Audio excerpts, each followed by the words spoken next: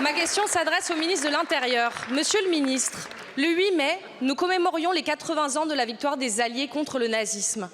2 jours après, des néo-nazis défilaient en plein Paris. Slogans racistes, visages dissimulés, cagoulés, tatouages nazis avec croix gammée, tambours à flammes rouges rappelant ceux des jeunesses hitlériennes. Beaucoup de nos compatriotes abasourdis ont éprouvé un sentiment de colère, de dégoût même, face à ce spectacle indigne. Parmi ces manifestants, Marc de Cacrèves-Almeigné, ancien du GUD, Raphaël Emma, ex-assistant parlementaire RN, ou encore Axel Lousteau, proche de Marine Le Pen.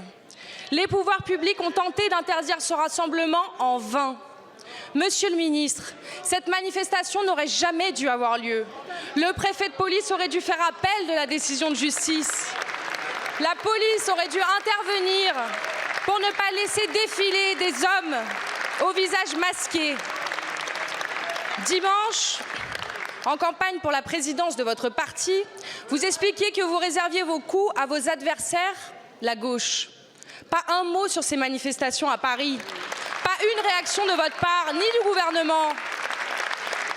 Vous qui êtes toujours prompt à dénoncer les excès de violence de l'extrême gauche, vous qui faites de l'insécurité votre fonds de commerce électoral, allez-vous enfin prendre la mesure de la menace que représente la montée de l'extrême droite dans ce pays, monsieur le ministre? Allez-vous prononcer la dissolution du collectif du 9 mai?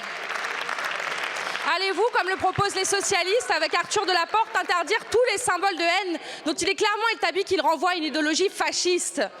La seule présence de ces symboles dans nos villes devrait constituer un trouble à l'ordre public. Il y a quelques semaines, des manifestants chantaient « Paris est nazi ». Non, mes chers collègues, Paris est antifasciste, la France est antifasciste, notre République est antifasciste et il serait temps que le gouvernement le soit aussi. Merci beaucoup au ministre de l'Intérieur.